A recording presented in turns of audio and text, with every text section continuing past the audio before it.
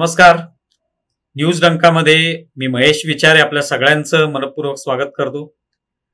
मित्रांनो, आपल्या सगळ्यांना कल्पनाच आहे की आम्ही हिंदवी स्वराज अभियान या मोहिमेच्या माध्यमातून छत्रपती शिवरायांचं यंदाचं त्यांच्या राजाभिषेकाचं 350 वर्ष आहे आणि त्याचबरोबर राष्ट्रीय स्वयंसेवक संघाला सुद्धा 99 वर्ष पूर्ण होऊन ही संघटना सुद्धा 100व्या वर्षात पदार्पण करते. तर या उद्देशाने आम्ही मुलाखती घेतोय. वेगवेगळे पैलू जे आहेत या दोन्ही विषयांना अनुसरून हे पैलू आपल्यासमोर मांडण्याचा प्रयत्न करतोय. आपल्याकडून सुद्धा त्याला चांगला प्रतिसाद मिळतोय. त्या अनुषंगाने आज आपण एका महत्वाच्याच विषयाला, पण थोड्याशा वेगळ्या विषयाला आपण स्पर्श करणार आहोत आणि ते म्हणजे एक क्षात्रतेज. यासाठी आपण ज्यांना आमंत्रित केलेलं आहे ते म्हणजे विक्रमसिंह मोहिते, इतिहास अभ्यासक सुद्धा आहेत आणि खरं तर अष्टपैलू व्यक्तिमत्व आहे. जर मी तुम्हाला त्यांचं एकंदरीत प्रोफाईल सांगीन तर तुम्हाला लक्षात येईल की त्यांनी वेगवेगळ्या क्षेत्रामध्ये काम केलेलं आहे. स्वतः इतिहासाचे अभ्यासक आहेत, व्याख्यानं सुद्धा ते देत असतात वेगवेगळ्या विषयांवर, लेखन सुद्धा केलंय. क्षात्रतेज हे त्यांचं पुस्तक नुकतंच प्रकाशित झालेलं आहे याच वर्षी आणि त्या पुस्तकाच्या माध्यमातून क्षात्रतेज म्हणजे काय, क्षत्रिय धर्म म्हणजे काय हे एक समजावण्याचा प्रयत्न जो आहे तो त्यांनी अभ्यासाद्वारे केलेला आहे. आणि त्याचबरोबर स्वतः ते खेळाडू पण राहिलेले आहेत. म्हणजे केवळ इतिहास अभ्यासकच नाहीत तर खेळाडू म्हणून सुद्धा त्यांनी बॅडमिंटन, हॉकी या खेळांमध्ये किंवा ऍथलेटिक्स या खेळांमध्ये त्यांनी पदकं सुद्धा जिंकलेली आहेत. त्याचबरोबर व्यवस्थापन क्षेत्रामध्ये ते स्वतः, त्यांचा पेशा जो आहे तो व्यवस्थापन क्षेत्रामध्ये ते काम करतात. त्यामुळे अशा विविधांगी त्यांच्या भूमिका आपल्याला पाहायला मिळतात. पण आज आपल्याशी ते बोलणार आहेत ते इतिहास अभ्यासक म्हणून. आणि क्षात्रतेज हा विषय जो आहे या विषयाला या आजचा जो एपिसोड आहे वाहिलेला आहे. मित्रांनो, आपल्या सगळ्यांना कल्पना आहे की भारतावर अनेक आक्रमणं झाली. या सगळ्या आक्रमणांना भारतामध्ये त्यावेळी जे कोणी राज्यकर्ते होते त्यांनी चोख प्रत्युत्तर दिलं आणि त्याच्या मागचं कारण होतं ते म्हणजे आपल्या प्रजेचं रक्षण करणं, आपल्या मातृभूमीचं रक्षण करणं. कारण का तर या प्रजेचं ते सगळा कारभार ते पाहत होते आणि अशा वेळेला परकी आक्रमणं झाली, ज्यांनी ती नुसती आक्रमणं नव्हती, नुसता राज्यकारभार हिसकावून घेण्यासाठी नव्हे तर धर्मावर आक्रमण होतं किंवा एकूणच ती सगळी संस्कृती जी आहे तिची वासलात लावण्याचं काम जे ते या सगळ्या आक्रमकांनी करण्याचा प्रयत्न केला आणि त्यामुळे त्यांचा चोख प्रतिकार करणं हे काम आपल्या इकडच्या राज्यकर्त्यांनी केलं. आणि या सगळ्यांमध्ये अग्रणी जे आपण मानतो ते म्हणजे छत्रपती शिवाजी महाराज, की ज्यांनी केवळ स्वराज्य निर्मिती केली नाही तर सुराज्य निर्मिती पण केली. आणि त्याचबरोबर आ सेतू हिमाचल जे मराठ्यांचं राज्य प्रस्थापित झालं पुढे, त्याची प्रेरणा जी आहे ते छत्रपती शिवाजी महाराज आहेत. आणि छत्रपती शिवाजी महाराजांना एक उपाधी ज्याविषयी आपण नेहमीच ऐकत असतो ते म्हणजे क्षत्रिय कुलावतंस. तर ही उपाधी त्यांना देण्यात आली, त्यांनी ती स्वीकारली. याचं कारण त्यांनी आपलं संपूर्ण आयुष्य जे आहे ते जनतेच्या किंवा रयतेच्या कल्याणासाठी आणि स्वराज्य निर्मितीसाठी दान केलेलं आहे. आणि त्यामुळे त्यांच्याविषयी आपल्या मनामध्ये आदर आहे, एक अभिमानाची भावना आहे. आणि म्हणून आज आपण हे नेमकं क्षात्रतेज काय आहे, हा जो क्षत्रिय धर्म काय आहे, इथून आपण सुरुवात करणार आहोत. आणि त्याशिवाय मराठ्यांची जी राजनीती होती याविषयी सुद्धा जाणून घेण्याचा प्रयत्न विक्रमसिंहजी यांच्याशी बोलून आपण करणार आहोत. आपल्याला कल्पना आहे की स्वराज्याचे सरसेनापती हंबीरराव मोहिते हे यांचा पराक्रम जो आहे याविषयी आपण ऐकलेला आहे. चित्रपटाच्या माध्यमातून सुद्धा मध्यंतरी त्याविषयी आपण थोडीशी कल्पना आली असेल तुम्हाला. पण त्यांची 13वी पिढी हे विक्रमसिंह मोहिते आहेत आणि त्यामुळे आपल्यासाठी आज खरोखरच एक अभिमानाचा क्षण आहे की त्यांच्याशी बोलण्याची संधी मिळते आणि त्यातून तो इतिहास उलगडून सांगण्याचा प्रयत्न ते करतील. आपलं खूप खूप स्वागत आहे विक्रमसिंहजी. नमस्कार, धन्यवाद. नमस्कार. नमस्कार. तर विषय जो आपला आजचा आहे तो म्हणजे क्षात्रतेज आणि तुम्ही त्यावर पुस्तक लिहिलेलं आहे, तुमचा त्याविषयीचा अभ्यास आहे आणि त्यामुळे हा एक वेगळा पैलू जो आहे तो लोकांसमोर मांडण्याचा आपला प्रयत्न असेल. तर हा जो क्षत्रिय कुलावतंस शब्द आहे यातून तुम्हाला सुद्धा प्रेरणा मिळाली आणि तुम्ही या सगळ्या विषयाला कुठेतरी वाहून घेतलं. काय नेमकं त्याविषयी सांगा. हो, प्रथम धन्यवाद. मला आपण मोका दिला आपल्या चॅनलवरच्या माध्यमातून आपल्या सर्व प्रेक्षकांसमोर माझे विचार मांडण्याचा. आणि हा विषय माझ्या जिव्हाळ्याचा आहे. तर आपल्या सगळ्यांना माहितीच आहे आपले छत्रपती शिवाजी महाराज जे आद्य दैवत आहे, जे आद्य राजे म्हणून होऊन गेले. तर त्यांची एक महत्वाची उपाधी म्हणजे क्षत्रिय कुलावतंस. आता क्षत्रिय कुलावतंस हे म्हणण्यापलीकडे किंवा ती उपाधी मोठ्या आवाजामध्ये उच्चारण्यापलीकडे फार त्याच्यावर विचार केला जात नाही. परंतु छत्रपती शिवाजी महाराजांनी क्षत्रिय कुलावतंस ही उपाधी खास करून मुद्दामून घेतली होती, कारण त्याच्या पाठीमागे त्यांची कर्तव्याची आणि त्यांनी राजा म्हणून आणि क्षत्रिय म्हणून करण्याची जी त्यांची कामं होती त्याची आठवण स्वतःला आणि समाजाला व्हावी, आणि आपल्या पूर्वापार सुरू असलेल्या राजनीतीच्या चालीरीतीप्रमाणे ती घेतलेली आहे. तर मग क्षत्रिय म्हणजे काय? तर क्षत्रिय हा शब्द खूप पुरातन आहे. त्याची थोडक्यात मी व्याख्या देतो जी महाभारतामध्ये दिली आहे. ती म्हणजे रक्षणम सर्वभूतानामिति क्षात्रम परममतम. म्हणजे तुमच्या देशातील, तुमच्या प्रदेशातील सर्व भूतमात्रांचे, फक्त माणसांचे नाही, सर्व भूतमात्रांचे रक्षण, शत्रूपासून रक्षण करणे हे क्षत्रियाचे आद्य कर्तव्य आहे. आणि म्हणून साठी शिवाजी महाराजांनी पण एका पत्रामध्ये लिहिलंय की माझ्या मायभूमीचे रक्षण करणे हे माझे आद्य कर्तव्य आहे आणि ते मी करणार. आणि माझ्या मायभूमीकडे, मातृभूमीकडे जो कोणी वाकड्या नजरेने बघेल त्याचा उद्देश कधीही सफल होणार नाही. त्यामुळे किती हे मिळतं जुळतंय बघा. आणि ही जी महाभारतातली मी वर्णन दिलं ते महाभारतकालीन जुनं आहे, आणि शिवाजी महाराज म्हणतात ते आता 350 वर्षापूर्वीच आहे. त्यामुळे त्यांचा तेवढा गाढा अभ्यास होता आणि त्यांनी समजून उमजून हे क्षत्रिय कुलावतंस म्हणून स्वतःला क्षत्रिय म्हणून घेतले. ह्याच्यामध्ये काही उच्च नीचता किंवा राजेपणा किंवा मोठं कोणी छोटं कोणी असा उद्देश नव्हता त्यांचा. तो जबाबदारी आणि कर्तव्याचा एक भाग होता. म्हणजे खऱ्या अर्थाने पाहायचं झालं तर ज्या कोणी आपल्या प्रजेचं रक्षण करेल, मातृभूमीचं रक्षण करेल, तो प्रत्येक व्यक्ती म्हणजे क्षत्रिय असंच आपण म्हणू शकतो. त्यामुळे तिथे काय जात असण्याचा किंवा आपण मोठेपणा मिरवण्याचा काही प्रश्न येत नाही. तुम्ही जेव्हा हा शब्द पाहिलात किंवा तर त्याच्यामध्ये तुम्हाला नेमकं कसं का वाटलंय असं की या संदर्भात आपण अभ्यास केला पाहिजे आणि काहीतरी याच्यामध्ये नक्कीच अभ्यास करण्याजोगा आहे?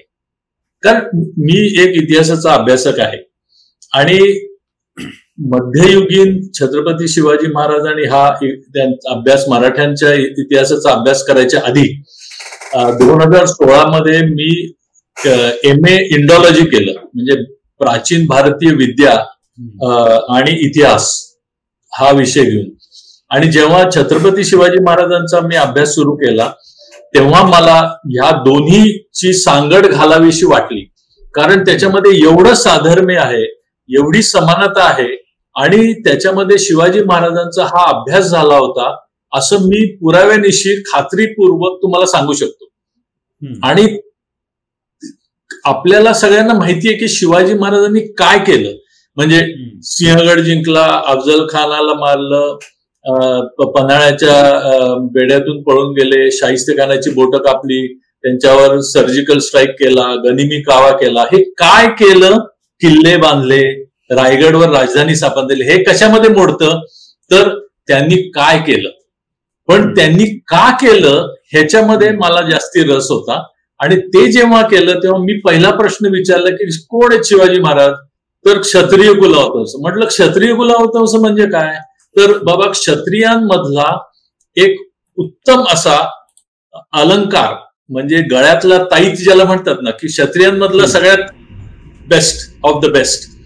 मग क्षत्रिय म्हणजे काय असं मी मागे मागे मागे जेव्हा गेलो तेव्हा एक एक दालन उघडत गेलं आणि त्या प्रत्येक दालनात मला शिवाजी महाराजांची प्रतिकृती दिसत होती की अरे शिवाजी महाराजांनी हेच केलं, अरे शिवाजी महाराजांचा विचार असाच असेल. आणि म्हणून साठी मग मी त्याच्याकडे गेलो की त्यांनी हे सगळं का केलं आणि हे त्यांना करण्या पाठीमागे त्यांना प्रेरणा कुठून मिळाली असेल. मग तुम्हाला हे जे तुम्ही म्हणालात की जसं तुम्ही ते अभ्यास करत गेलात तशी वेगवेगळी दालनं उघडत गेली, तर साधारणपणे तुम्हाला त्यातले कोणते असे महत्वाचे मुद्दे दिसले की ज्याच्यातून आपल्याला हाच सगळा विचार जो आहे तो समोर येताना दिसतोय. अगदी. आता क्षत्रिय कुलवंश हे तर आपल्याला समजला विषय. दुसरा विषय आहे की कधी ना कधीतरी, आणि आपल्याला माहितीये की छत्रपती शिवाजी महाराजांनी अगदी लहानपणापासून स्वराज्य संकल्पना आणि स्वराज्य स्थापना ही आपल्या अंगीकारली होती आणि त्याच्यासाठी त्यांनी पावलं उचलायला सुरुवात केली होती. मग स्वराज्य स्थापन करण्यासाठी लागणारे गुण, लागणारं ज्ञान, लागणारे विशेष असं ज्याला कौशल्य, मग हे आत्मसात करणं हे काही कोणी जन्मजात घेऊन येत नाही असा एक निष्कर्ष निघतो बघा. की कारण आपण सुद्धा काही गोष्टी आयुष्यामध्ये करत असतो, काही आपल्याला काही उपजत चित्रकार असतात पण तरी सुद्धा त्यांना स्किल हे शिकावं लागतं. काही गोष्टी अशा असतात की ज्या तुम्ही अक्वायर करता, म्हणजे शिकता. तर मग शिवाजी महाराजांनी हे गुण शिकले का, मग हे कौशल्य शिकले का, मग हे ज्ञान त्यांना कुठून आत्मसात झालं, याचा विचार करता एक फार मोठी माहिती नजरेस आली आणि जी अगदी समोरच आहे पण त्याच्याकडे लक्ष जात नाही. आता जसं तुमच्या पाठीमागे काही पुस्तकं आहेत, ओके, आपण आता चर्चा करतोय पण त्या पुस्तकांमध्ये काय आहेत, पुस्तकं काय आहेत ह्याच्याकडे आपलं लक्ष जात नाही. शिवाजी महाराजांच्या इतिहासामध्ये असेच काही ग्रंथ आपल्याला आढळतात ज्याच्याकडे आपण अगदी असं पटकन नजर घेतो पण डिटेलमध्ये जात नाही. मग फॉर एक्झाम्पल, आता पहिलं आपल्याला माहितीये की शिवाजी महाराजांना त्यांच्या आईंनी म्हणजे जिजाबाईंनी महाभारत आणि रामायणाच्या गोष्टी सांगितल्या. हे आपण सगळ्यांनी ऐकलंय की नाही? बरोबर. तर मला प्रश्न पडला की महाभारत तर एवढं मोठं आहे, मग महाभारतातल्या कुठल्या गोष्टी सांगितल्या त्यांना असतील आणि त्यांच्यावर काय परिणाम झाला असेल? कारण गोष्टी आम्ही पण ऐकल्या होत्या, मग आम्ही का नाही शिवाजी महाराज बनू शकत? तर मुद्दा असा आहे, मला लक्षात आलं की शिवाजी महाराजांनी महाभारतामध्ये खास करून शांती पर्व याचा अभ्यास केला होता. शांती पर्वामध्ये काय दिलंय, म्हणजे मगाशी मी जी आधी सांगतो, शांती पर्व म्हणजे जेव्हा महाभारतातलं युद्ध संपलं तेव्हा सर्व पांडव लोक आणि खास करून युधिष्ठिर ह्यांच्या भीष्म पितामहांकडे गेला, जे शरपंजरी पडलेले होते, आणि त्यांनी सांगितलं की आता इथून पुढे मला राजा म्हणून वागायचं आहे, तर राजाची कर्तव्य आणि राज्याचं उद्दिष्ट याच्याबद्दल मला तुम्ही समजून सांगा. आणि त्याच्यामध्ये त्यांनी ही क्षत्रियाची परिभाषा केलेली आहे. हे शिवाजी महाराजांनी वाचलेलं आहे, हे समजलं पाहिजे. आणि म्हणूनसाठी शिवाजी महाराज, आणि तुम्ही बघा कधी विचलित झाले नाहीत शिवाजी महाराज किंवा कन्फ्युज झाले आहेत आणि आता संभ्रमात आहेत असं कुठेही एक तरी वाक्य तुम्हाला आढळतं का? नाही आढळत. कारण त्यांचा जो गाभा होता, जो पाया होता त्यांच्या सिद्धांतांचा आणि अभ्यासाचा, तो इतका जबरदस्त होता की त्यांनी ते केलं होतं. दुसरं, मग अजून एक अशीच पुस्तकांची यादी दिसते, 35 ग्रंथांची यादी शिवाजी महाराजांच्या वाड्यामध्ये असलेली आपल्याला आढळते इतिहासामध्ये. आणि ती अशी ओझरती आपल्या नजरेसमोरून जाते, पण बरेचसे लोक त्याच्याकडे कानाडोळा करतात. आणि ते ग्रंथांची जर का तुम्ही यादी बघितली आणि त्या ग्रंथांमध्ये असलेले जे विषय हाताळलेले आहेत ते बघितले, तर तुम्हाला कळतं की छत्रपती शिवाजी महाराज यांनी स्वराज्य का स्थापन केलं, कसं स्थापन केलं, आणि त्याचं कौशल्य, ज्ञान आणि प्रेरणा सुद्धा कुठून मिळाली त्यांना. तर मग कुठली पुस्तकं होती ती? तर मत्स्यपुराण, रामायण, महाभारत तर आपण बघितलंच, त्याबरोबर कामंदनीय नीतिसार, शुक्र नीतिसार, त्याच्यानंतर कौटिल्य अर्थशास्त्र, याचा सखोल अभ्यास शिवाजी महाराजांनी केला होता, शहाजी महाराजांनी केला होता, संभाजी महाराजांनी केला होता. आणि हे पुराव्यानिशी इतिहासामध्ये ओरिजिनल अस्सल पुराव्यानिशी उपलब्ध आहे. आणि त्यामुळे त्यांना त्या सगळ्या प्राचीन भारतीय राजनीती तत्वज्ञानाचा गाभा समजला होता, त्याचा बेस उत्तम झाला होता. का, कसं, केव्हा हे झालं होतं? तर म्हणजे आपल्याला सगळ्यांना माहिती आहे की, किंवा तो विषय मी नंतर हाताळतो, किल्ल्यांच्या बाबतीत आपण बोलू तेव्हा. तर असे इतके सुंदर सुंदर विषय त्यांनी लहानपणीच, जेव्हा शिवाजी महाराज त्यांच्या 6व्या वर्षापासून 12व्या वर्षापर्यंत ते शहाजी महाराजांच्या बरोबर होते. हे पण इतिहासामध्ये प्रकर्षाने आलं नाहीये. बँगलोरला होते आणि तिथे त्यांचं जे शिक्षण झालंय ते अतिउत्तम झालंय. आणि पुण्याला आल्यानंतर पण पुढे शिक्षण झालं. 16व्या वर्षापर्यंत काय 20 वर्षापर्यंत ते शिकतच असतील, शेवटपर्यंत शिकत असतील ते. कारण शिवाजी महाराजांसारखी जे व्यक्तिमत्व असतात ते शिकायचं कधीच थांबणार नाहीये. त्यामुळे त्यांनी जो हा अभ्यास केला तो त्यांच्या लहानपणी शहाजी महाराजांनी त्यांच्यासाठी उत्तमातले उत्तम शिक्षक, पंडित, वेगवेगळ्या भाषांचे एक्सपर्ट्स, असे सगळ्यांचं मिळून हे एक मिश्रण तयार झालं. आणि त्याच्यामध्ये शिवाजी महाराजांनी स्वतःनी ते अतिशय गांभीर्याने घेतलं आणि त्यामुळे ते घडले. त्याच्यामध्ये आई वडिलांचा हा फार फार मोठं योगदान आहे हे आपण सगळे जाणूनच आहोत. पण शहाजी महाराजांचं योगदान फार मोठं आहे, हे कधीही विसरता कामा नये. तुम्ही हे जे पुस्तक आता लिहिलेलं आहे क्षात्रदेश, त्याच्यामध्ये एक ओळ सुद्धा खाली आहे, मराठी स्वराज्याची राजनीती असं त्याच्यात म्हटलेलं आहे. म्हणजे हा जो राजनीतीचा जो एक इतिहास आहे किंवा परंपरा आहे, तर ती शिवाजी महाराजांनी सुरू ठेवली. म्हणजे जे तुम्ही म्हणालात तशी पुस्तकातून ती सगळी राज्यकारभाराची जी वैशिष्ट्य असतात ती त्यांना कळत गेली आणि ती स्वतः आत्मसात केली आणि त्या पद्धतीनेच राजनीती केली. म्हणजे जसं म्हटलं जातं, आपण ठराविक जो आपल्याला शाळेमध्ये इतिहास आपल्याला पाहायला मिळतो तेवढाच आपल्याला माहिती असतो, त्यातल्या काही घटना, त्याच्यामुळे आपल्याला स्फुरण चढतं किंवा प्रेरणा मिळते. पण प्रत्यक्षामध्ये धोरणं राबवणं आणि त्यातून राज्यकारभार अधिक चांगला करणं, सुराज्य निर्माण करणं हे महत्वाचं असतं. तर ते शिवाजी महाराजांच्या एकूण जीवनामध्ये दिसून येतं आपल्याला. करेक्ट, प्रश्नच नाही. कारण त्यांनी हे नुसतं पुस्तकी ज्ञान नाही घेतलं. आणि हे एक लक्षात घेतलं पाहिजे, आज आपण जेव्हा महाभारत, रामायण, मत्स्य पुराण किंवा कौटिल्य अर्थशास्त्र म्हणतो, आपल्यासाठी हे प्राचीन ग्रंथ आहेत, बरोबर ना? तुम्ही विचार करा, 350 वर्षापूर्वी जरी शिवाजी महाराजांनी वाचले, त्यांच्यासाठी पण ते प्राचीनच ग्रंथ होते. खरंय, हे विसरता कामा नये. परंतु हे आपलं जे भारतीय तत्वज्ञान आणि सिद्धांत आहेत, आणि राजनीतीचे खास करून सिद्धांत आहेत, आणि राजकारण कसं करायचं, राजा कशासाठी व्हायचं, कर्तव्य काय, ही जे तत्व आहेत ना, ती अतिशय अप्रतिम आहेत आणि ती आजही आचरण्यासारखी आहेत. आजही तुम्हाला, आम्हाला किंवा जे कोणी राजकारणामध्ये आहेत, जे कोणी समाजकारणामध्ये आहेत, त्यांना सगळ्यांना तंतोतंत लागू होतील अशी आहेत. त्याचबरोबर मी हे सुद्धा सांगू शकतो की ही त्यावेळेस सुद्धा प्राचीन होती आणि त्यावेळेसचे जे कालानुरूप जे बदल झालेले आहेत आणि ज्या पद्धतीचे त्यावेळेसचे जे संकट होती म्हणा, किंवा त्यावेळेसची अर्थव्यवस्था होती म्हणा, किंवा त्यावेळेसची समाज व्यवस्था होती म्हणा, त्याप्रमाणे शिवाजी महाराजांनी त्याच्यामध्ये बदल केलेले पण दिसतात. म्हणजे त्यांनी केवळ त्याच्यावर पुस्तकी लाईन बाय लाईन किंवा आंधळ्यासारखं ते आचरलं नाहीये, त्यांनी त्याच्यामध्ये सुधारणा केलेली आहे. एक उदाहरण साधं द्यायचं म्हणजे, पूर्वी जर का आपल्याकडे सती प्रथा असेल तर त्यांनी स्वतःच्या आईला सती जाण्यापासून रोखलं. आता सती जाणं हे काही कुठल्या पुस्तकात किंवा ग्रंथात लिहिलेलं नाहीये, परंतु ह्या प्रथा होत्या त्या त्यांनी मोडल्या. त्यांनी सांगितलं नाही, तुम्ही नाही जायचं. त्याच्यानंतर अनेक अशी आहेत गोष्ट की धर्मांतर, नेतोजी पालकर जेव्हा धर्मांतरित झाले होते, त्यांना पुन्हा धर्मात घेणं हे आपल्या कुठल्याच धर्मशास्त्रात बसत नव्हतं, पण त्यांनी ते करून दाखवलं आणि त्याच्यासाठी धर्ममार्तंडांचा विरोध पण त्यांनी सहन केला.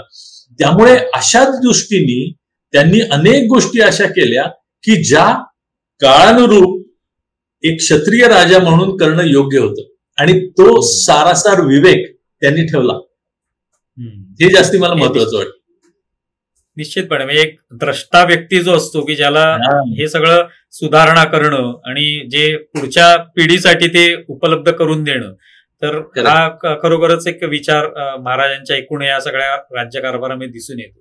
तुमच्या या पुस्तकावर सरसेनापती हंबीरराव मोहिते यांचं चित्र आहे आणि त्या एकूणच पुस्तकाचं क्षात्रतेज हे जे नाव आहे, तर त्यांनी गाजवलेला पराक्रम, त्यांनी सुद्धा जे शिवाजी महाराजांनी ज्या पद्धतीने राजकारण केलं किंवा जे त्यांना अपेक्षित होतं तशा पद्धतीनेच सरसेनापतींनी सुद्धा ते सगळा कारभार जो आहे तो सुरू ठेवला शिवाजी महाराजांना अपेक्षित असेल असा.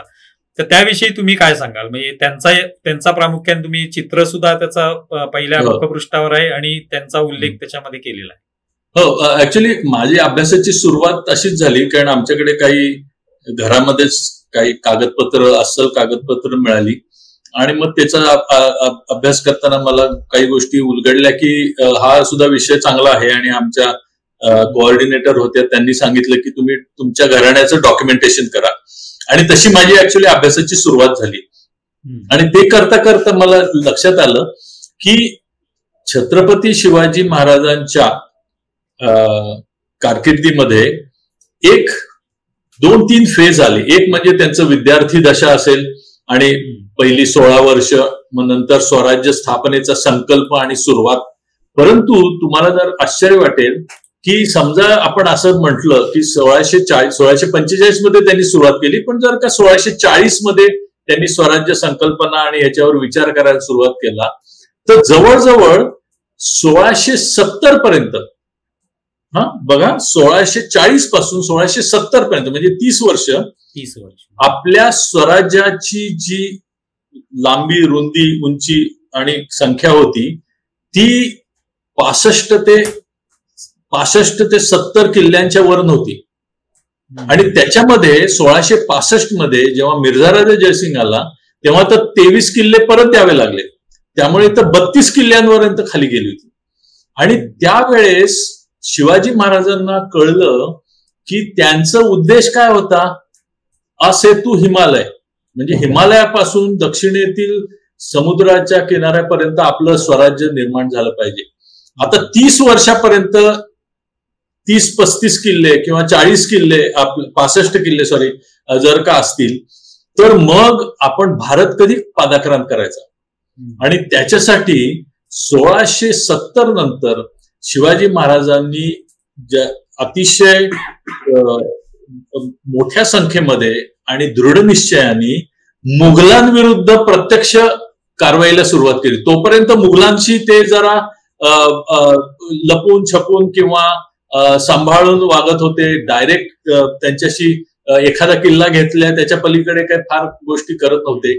आदिलशहा, कुतुबशहा, पोर्तुगीज आणि कोकणातील काही आपले मराठी राज्यकर्ते त्यांच्या विरुद्ध त्यांचं जास्ती चाललं होतं. परंतु 1670 ते 1680 ह्या 10 वर्षामध्ये तुम्हाला आश्चर्य वाटेल की 65 ते 70 किल्ल्यावरनं स्वराज्य 300च्या वर किल्ल्यापर्यंत पोहोचले. आणि त्यामध्ये सरसेनापती हंबीरराव मोहित्यांचा फार मोठा सहभाग आहे असं मला ते जाणवलं. आणि मग मी विचार केला की ह्यांनीच का केलं ते, तर त्यावेळेस समजलं की सरसेनापती हंबीरराव मोहिते हे सुद्धा तेवढेच प्रगल्भ, सुशिक्षित आणि प्रशिक्षित असे सेनापती होते. त्यांच्या अंगचे गुण इतके अतिशय उत्तम होते आणि त्याची पण डॉक्युमेंटेशन आपल्या घरातच मिळाल्यामुळे मला ते बरोबर वाटलं की म्हणजे तुमचं म्हणतो ना आपण बायोडेटा, क्वालिफिकेशन वर्सेस तुम्ही केलेलं कर्तृत्व याचं आलेख बघता हे अगदी उत्तमपणे मॅच झाले होते. म्हणलं ह्याच्यावर अभ्यास केला पाहिजे. आणि म्हणूनसाठी मग मी विचार केला की हे दोघं मिळून क्षात्रतेज त्यांनी दाखवलं. छत्रपती संभाजी महाराज आहेत, अनेक लोक आहेत ज्याच्यामध्ये सहभागी झाले. तानाजी मालुसरे आहेत, प्रतापराव गुजर आहेत, मोरोपंत पिंगळे आहेत. या सर्वांनी क्षात्रतेज दाखवलं. परंतु अधिकारावर असून आणि हे राज्य वाढवणं हे क्षात्रतेजाचंच काम आहे. हे नुसतं ऍडमिनिस्ट्रेशनचं काम आहे. तुमच्याकडे राज्यच नसेल तर तुम्ही ऍडमिनिस्ट्रेशन काय करणार. त्यामुळे राज्य म्हणजे भूभाग. आणि क्षत्रियाची अजून एक संकल्पना आणि व्याख्या अशी आहे की जो व्यक्ती एका भूभागावर, भौगोलिक भागावर अधिपत्य गाजवून तेथील लोकांना आपापल्या धर्माप्रमाणे आचरायला लावतो तो क्षत्रिय. आणि इथे धर्म म्हणजे हिंदू धर्म, मुस्लिम धर्म, ख्रिश्चन धर्म अपेक्षित नाहीये. धर्म म्हणजे तुमचं कर्तव्य आणि तुमचं व्यक्तिमत्व, तुमच्या व्यक्तिमत्वाप्रमाणे तुम्ही तुमचं कर्म करा, त्याला धर्म म्हणतात.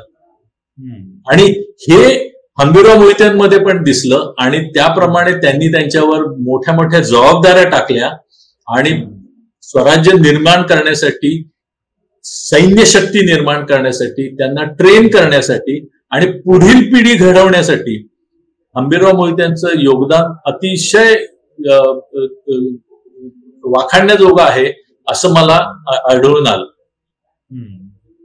ही जबाबदारी जी आहे हंबीरराव मोहितेंवर सरसेनापती म्हणून जबाबदारी सोपवायची, तर या संदर्भातलं तुम्हाला काही माहिती किंवा असा इतिहास सापडला का नेमकी जबाबदारी त्यांच्यावर सोपवण्यात आली, कशा पद्धतीने, म्हणजे त्यांच्यामध्ये हा गुण त्यांना कसा हेरला? कारण शेवटी शिवाजी महाराज हे पारखी होते, त्यांना अचूक माणसं हेरायची कशी, कोणत्या गोष्टीसाठी कोणाला नेमायचं हे बरोबर माहिती होतं. आपण त्यांच्या अवतीभोवती असलेल्या माणसांमध्ये लक्षात येतं आपल्याला. ते नेमकं काय त्यांच्यामध्ये गुण हेरला त्यांनी? छान प्रश्न विचारलाय आणि तो पण माझा अभ्यासाचा विषय आहे की मी जरी त्यांच्या गावचा आणि त्यांच्या घरातला असलो तरी मी पण प्रश्न मला विचारला की हंबीरराव मोहित्यांनाच का दिलं? कारण जेव्हा हंबीरराव मोहित्यांना सेनापती म्हणून नेमणूक केली त्यावेळेस हंबीरराव मोहित्यांचं वय 33 वर्ष होतं फक्त. आणि त्यांच्यापेक्षा बरेचसे वरिष्ठ सरदार मंडळी त्याच्यामध्ये स्वराज्यामध्ये होती, तरी सुद्धा ह्यांना का दिलं हा माझ्यापुढे पण प्रश्न होता. पण त्याची उत्तर मला हळूहळू मिळत गेली. त्याच्यातलं एकच उदाहरण देतो, आपल्याला वेळेचा अभाव असेल तर. छत्रपती शिवाजी महाराजांच्या कारकिर्दीतील सगळ्यात मोठी, महत्वाची राजनैतिक आणि युद्ध मोहीम म्हणजे दक्षिण दिग्विजय. या दक्षिण दिग्विजयाची संपूर्ण जबाबदारी शिवाजी महाराजांनी राज्याभिषेकानंतर हंबीरराव मोहित्यांवर सोपवली होती. जसं आपल्याला तुम्ही पण म्हटलं आता की प्रत्येक मोहिमेच्या वेळेस, मग तो एखादा किल्ला घ्यायचा असेल किंवा एखादं गुप्त योजना असेल किंवा हेरगिरी करायची असेल तर काही ठराविक लोकांवर, एकावर दोघांवर ती जबाबदारी टाकली जायची. तसं ही मोहीम छत्रपती शिवाजी महाराजांच्या कारकिर्दीतली सगळ्यात मोठी मोहीम होती आणि ती इतकी यशस्वी झाली की ते जबाबदारी हंबीररावांवर टाकली, त्याचं पूर्णपणे त्याचं त्यांनी चीज केलं. आणि मग ह्या मोहिमेमध्ये काय काय होतं तर ह्या मोहिमेमध्ये राजनीती होती, राजकारण होतं, व्यूहरचना होती, लढाया होत्या, वैयक्तिक पराक्रम आणि सामूहिक पराक्रम होता, हेरगिरी होती. ह्याच्यामध्ये अर्थनीती सामील होती. कारण ही 2 वर्ष चाललेली मोहीम होती आणि या 2 वर्षाच्या मोहिमेचा 1 रुपयाचाही खर्च रायगडावरील आपल्या तिजोरीवर पडला नाही. म्हणजे अर्थनीती सुद्धा सांभाळावी लागली. आणि म्हणून मी हंबीररावांचं वर्णन असं सुद्धा करतो की अर्थनीती, स्वराज्याची अर्थनीती समजलेला सेनापती. कारण हे अपेक्षित होतं. पंतप्रधान मोरोपंत पिंगळे होते, त्यांचं काम होतं ऍडमिनिस्ट्रेशन, पण त्यांना सुद्धा लढायला लागायचं आणि त्यांनी पण मोठ्या मोठ्या लढाया मारलेल्या आहेत. त्यामुळे शिवाजी महाराजांचा प्रत्येक अष्टप्रधान मंडळातील सर्व सदस्यांना लढाई करावीच लागायची. पण मग सेनापतीला तर त्यांच्याहून वरती दाखवायला पाहिजे ना, he has to be the best of the best. तर त्याप्रमाणे त्यांनी ते केलं. मग या मोहिमेचं फलित काय झालं तर या मोहिमेमध्ये तुम्हाला आश्चर्य वाटेल, एक म्हणजे हैदराबादचा आणि किंवा गोळकोंड्याचा जो कुतुबशाह होता त्याच्याबरोबर मित्रत्वाची संधी झाली. आणि मग ती संधी काय होती तर मुघलांच्या विरुद्ध कुतुबशाह आणि हिंदवी स्वराज्य एकत्र आले आणि त्यांनी एकमेकांना मदत करायचं ठरवलं आणि शिवाजी महाराजांनी त्याचं रक्षण करण्याची हमी दिली आणि त्यांनी म्हटले की त्याच्या मोबदल्यात तुम्हाला आम्ही खंडणी देऊ किंवा त्याच्या मोबदल्यात आम्ही तुम्हाला चौथाई किंवा सरदेशमुखी किंवा असं टाईपचं सारा देऊ. दुसरं काय झालं तर 2 वर्षाच्या मोहिमेमध्ये शिवाजी महाराज स्वतः 11 महिने या मोहिमेमध्ये होते आणि 11 महिन्यामध्ये त्यांनी 3200 किलोमीटर, कमीत कमी अंदाज आहे, कारण आताच्या गुगल मॅप प्रमाणे मी ते कॅल्क्युलेट केलंय आणि मी स्वतः त्या सगळ्या प्रवास केलाय दक्षिण दिग्विजयच्या रूटवर. तर 3200 किलोमीटरचा प्रवास प्रत्यक्ष शिवाजी महाराजांनी केला. ते झालं. 11 महिने ते स्वतः त्या मोहिमेवर हजर होते.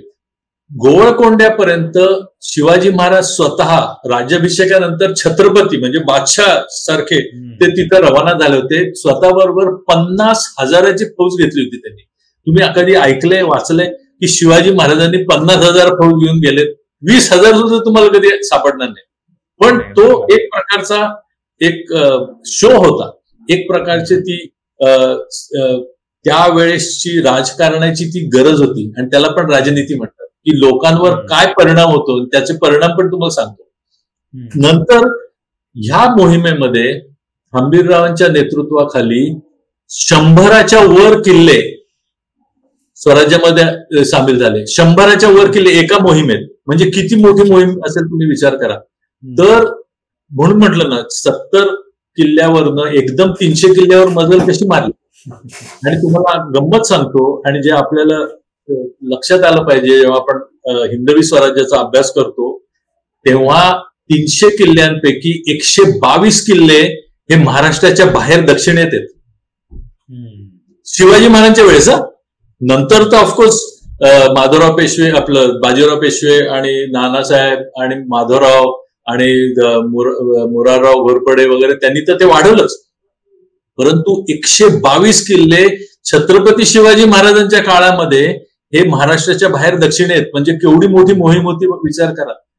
तर तिसरं म्हणजे 20 लक्ष होऊन उत्पन्नाचा प्रदेश स्वराज्यात सामील झाला. आणि कोप्पळ ज्याला दक्षिणेचं प्रवेशद्वार म्हटलं जायचं, कोप्पळ, वेल्लोर आणि जिंजी यासारखी 3 महत्वाची ठाणी म्हणजे किती मोठी होती ही. तर दे वर लाईक रिजनल हेडक्वार्टर्स.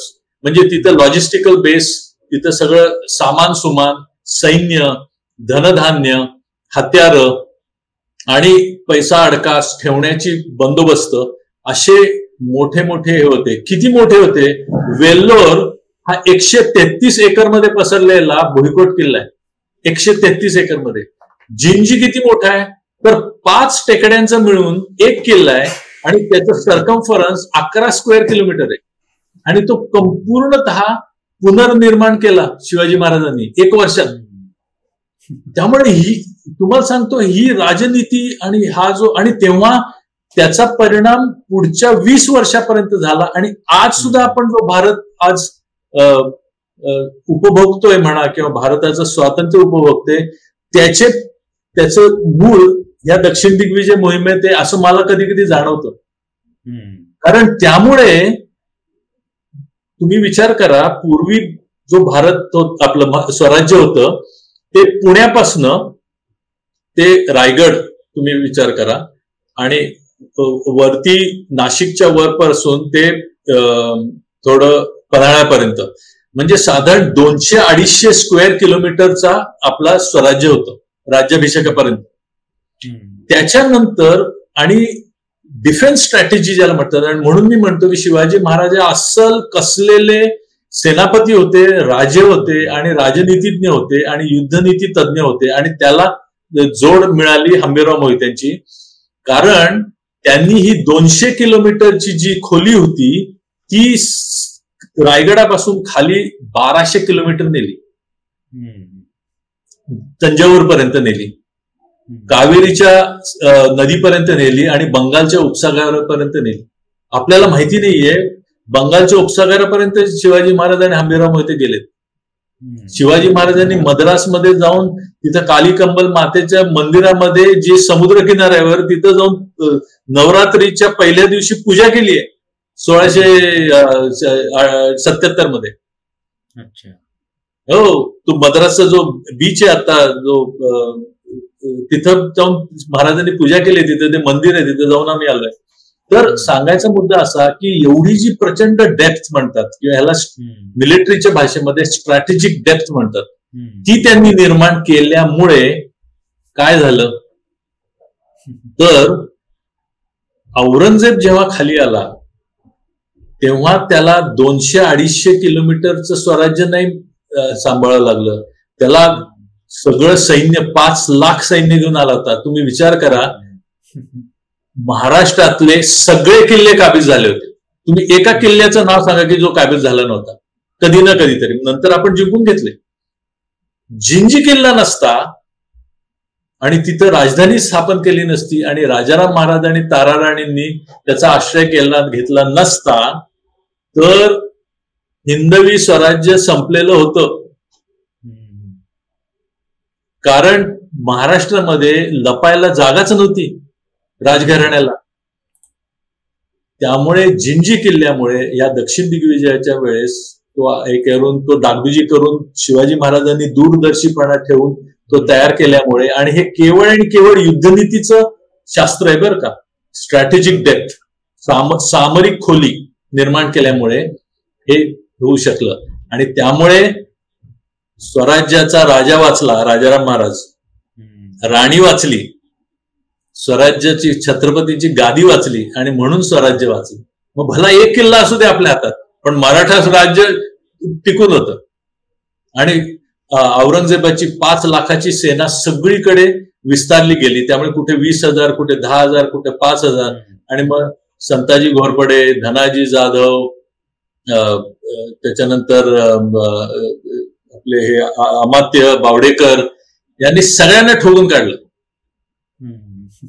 त्यामुळे आवाक्यात आलं सगळं आणि आपले सगळा बेस ऑलरेडी तिथं होता. आणि दक्षिण दिग्विजयाच्या वेळेस धनाजी जाधव, संताजी घोरपडे, मानाजी मोरे असे सगळे भावी जे नेते होते, भावी जे सेनापती होते ते सगळे आंबेरावांच्या बरोबर खाली गेले होते. त्यामुळे त्यांना त्या प्रदेशाची माहिती, त्याचं अंतर, तिथं पाणवठा कुठे आहे, तिथं शेती कुठे आहे, तिथं आपले किल्ले कुठले आहेत, सगळं माहिती होतं. आणि हे जी स्ट्रॅटेजी आहे ही फार फार महत्वाची होती.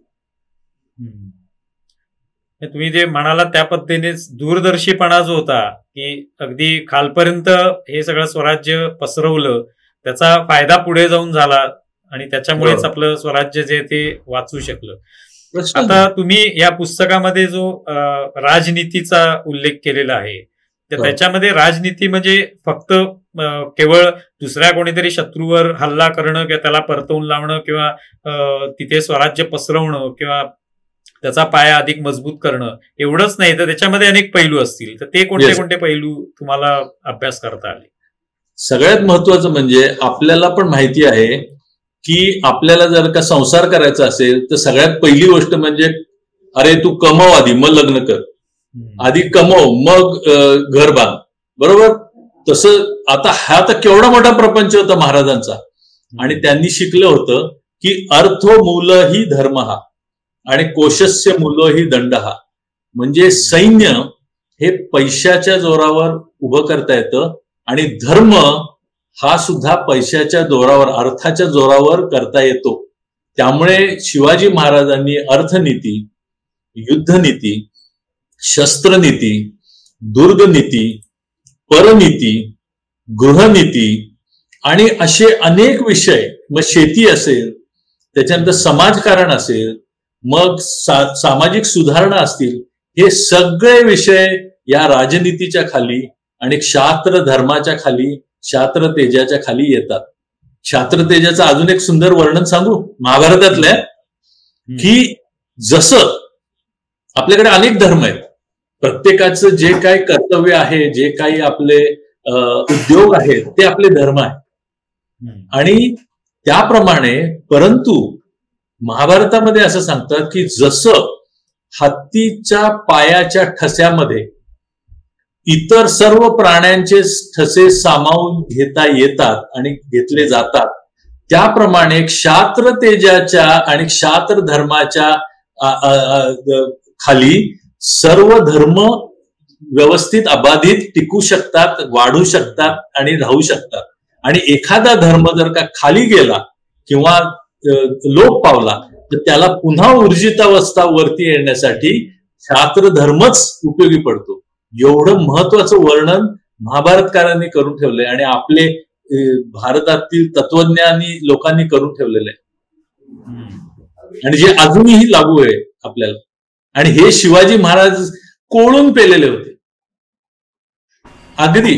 आणि तुम्हाला गंमत सांगतो, म्हणजे मला आश्चर्य वाटलं, आणि हे मी माझ्या मनातलं सांगत नाहीये, हे मी त्यांच्या घरामध्ये वाड्यामध्ये सापडलेल्या ग्रंथांच्या यादीतून सांगतोय की स्वतःच्या पर्सनॅलिटी डेव्हलपमेंट आणि शहाणपणासाठी त्यांनी पंचतंत्र आणि हितोपदेश सुद्धा वाचलेला आहे. आता बोला. म्हणजे खऱ्या अर्थाने आपण फक्त जो इतिहासामध्ये विचार करतो, इतिहासाचा जेव्हा शालेय स्तरावर आपण अभ्यास करतो किंवा काय आणखी त्याच्या पुढे जाऊन, तर त्यावेळेला आपण फक्त लढाया किंवा राज्यकारभार एवढ्यापुरतच फक्त बघतो. पण त्यांनी केलेलं वाचन आणि त्याच्यातून घेतलेलं ज्ञान आणि त्याचा पुढे केलेला उपयोग, कशा पद्धतीने आपल्याला हे राज्यकारभार करण्यासाठी या सगळ्या गोष्टींचा उपयोग होईल, हे सगळं कुठेतरी आपण पाहत नाही. ते आपल्याला कधी दृष्टीपथाच येत नाही. अगदी बरोबर. अर्थशास्त्राचा अजून एक, सॉरी इंटरप्ट, अर्थशास्त्राचा सगळ्यात महत्वाचं त्यांनी उपयोग करून घेतला ते म्हणजे व्यापार वृद्धी केली त्यांनी. त्यांनी जे नौदल स्थापन केलं, त्या नौदल स्थापनेमध्ये 2 महत्वाचे उद्देश होते. एक उद्देश होता ते म्हणजे पोर्तुगीज, इंग्रज, डच, फ्रेंच आणि सिद्धी यांना तोंड देणं आणि त्यांना थोपून ठेवणं.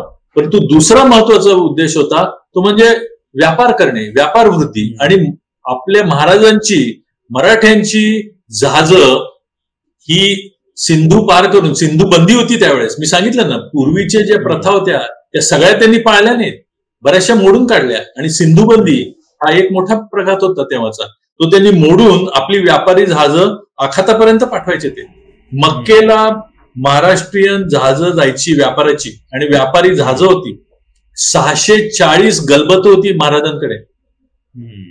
640 वेगवेगळ्या प्रकारची युद्ध नौका तसेच व्यापारी नौका होत्या. त्यामुळे, आणि ह्याला सगळं हे पैशाच्या जोरावर झालेलं आहे. हे काही केवळ इच्छा प्रदर्शित केली किंवा बापदादांनी साठवलेल्या पैशावर नाही केलेलं आहे.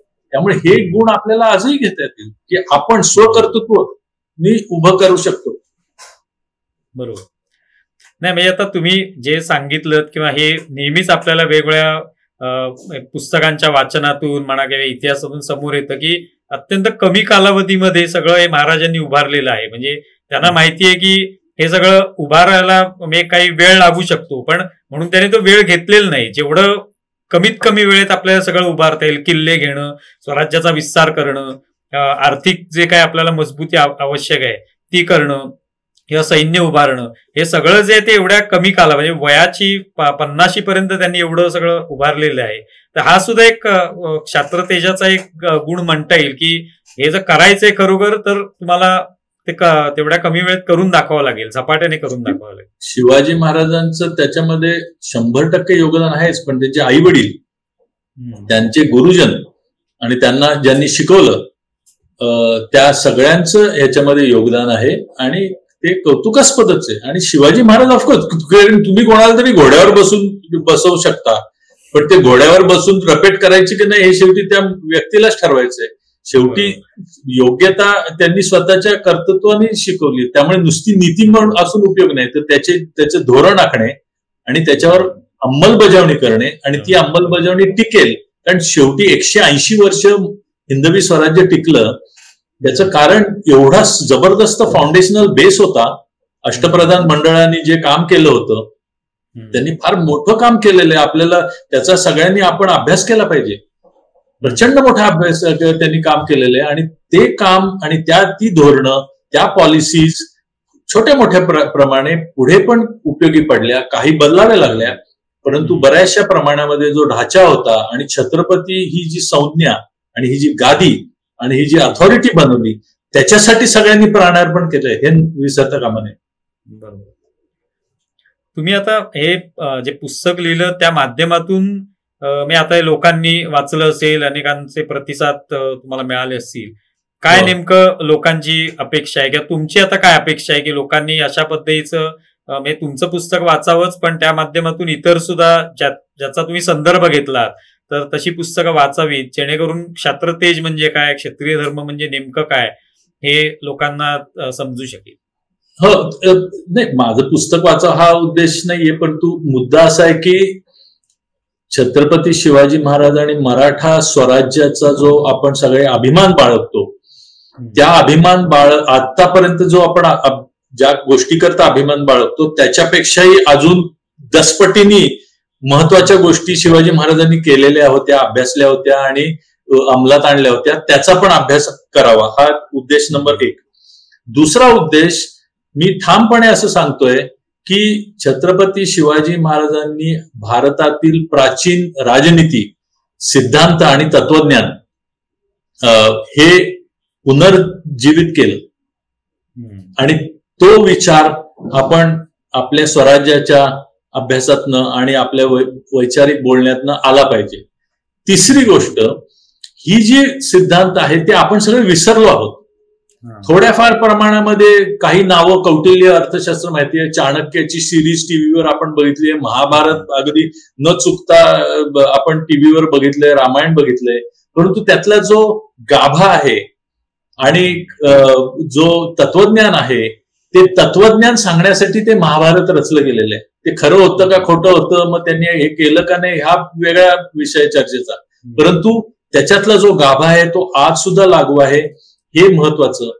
आणि शेवटची गोष्ट म्हणजे हा भारताच्या अस्मितेचा, अभिमानाचा भाग आहे. हा तुमचा आणि आमचा, आपल्या सगळ्यांचा इतिहास आहे. आपल्या पूर्वजांनी तो लिहून ठेवलेला आहे. मग ते ऋषीमुनी असतील, साधू संत असतील, पंडित लोक असतील, राजे महाराजे असतील, छत्रपती शिवाजी महाराज असतील, सेनापती हंबीरराव मोहिते असतील, किंवा बाजीराव पेशवे असतील, नानासाहेब असतील, महादजी शिंदे असतील, या सगळ्यांनी त्याच्यावर काम केलेलं आहे हे दिसून येईल. आणि ते आपण आपलंच आहे, ते सगळ्यांच्या घरामधले लोक तिथं कामी आले होते काही ना काही कारणाने, प्रत्यक्ष अप्रत्यक्षरित्या. त्यामुळे हा आपला इतिहास आपण कसं विसरू शकतो, हे ज्ञान कसं काय विसरू शकतो, आणि हे कोणासाठी आहे, आपल्यासाठी केलेलं आहे पूर्वजांनी. आज तुम्ही आम्ही जे करतोय, आज आपण रेकॉर्डिंग करतोय, हे काय मला माहितीच आहे ते विचार ना. त्यामुळे मी कोणासाठी करतोय, तर आपल्या पुढच्या पिढीसाठी करतोय. तसं मागच्या पिढीने आपल्यासाठी करून घेतलं, ते पदरात तर पाडून घेऊ आपण. बरोबर. विक्रमसिंहजी, तुम्ही खूप महत्वाचा मुद्दा सांगितलात की हे सगळं जे आहे त्याचा अभ्यास त्या दृष्टिकोनातून केला पाहिजे. केवळ त्यातले काही ठराविक घटना ज्या आहेत त्यातूनच फक्त त्याच रोजच्या रोज त्याविषयीच बोलणं, किंवा त्याविषयीच काही चित्रपट काढणं म्हणा, किंवा त्याविषयीच लेखन करणं, किंवा तेच रोजच्या रोज आपण विषय रोज त्याच्याविषयी बोलत राहणं, यापेक्षा हा जो काही सगळा ही जी काही संरचना जी आहे इतिहासामधली, की याच्या माध्यमातून हे सगळं राज्यकारभार केला गेला, ही धोरणं राबवली गेली, आणि जो एक स्वराज्यात निर्मितीमागचा जो विचार होता तो जो आहे तो आपण त्याकडे आपण पाहिलं पाहिजे त्या दृष्टिकोनातून. आणि या दृष्टीने अभ्यास केला तरच खऱ्या अर्थाने त्या इतिहासाचं जे आकलन आहे ते आपल्याला होऊ शकेल. तुम्ही इथे आलात आणि एका महत्वाच्या विषयावर आमच्याशी बोललात. खरं तर हा विषय जो आहे तो जेवढा इतिहास असा विषय आहे की ज्याच्यावर जेवढं बोलावं तेवढं कमी आहे, पण तुम्ही इथे आलात आणि खूप महत्वाची माहिती दिली. निश्चितपणे आमचे वाचक जे आहेत ते म्हणा किंवा श्रोते आहेत त्या सगळ्यांना हे आवडेल आणि ते याच्यावर प्रतिसाद देतील. खूप खूप धन्यवाद. धन्यवाद. मी पण अशी अपेक्षा करतो की बरेचसे लोक आहेत की ज्यांना लढाया आणि मर्दुमकी याच्यामध्ये रस असतो, पण आपल्यासारखे बरेचसे असे सुद्धा श्रोते आहेत की ज्यांना वैचारिक आणि तात्विक गोष्टींमध्ये जास्ती रस असतो. त्यांच्यासाठी पण भरपूर आपल्या मराठ्यांच्या इतिहास आणि राजनीतीमध्ये आहे, त्याचा जरूर आस्वाद घ्यावा. मला इथं बोलवल्याबद्दल धन्यवाद. नमस्कार. नमस्कार.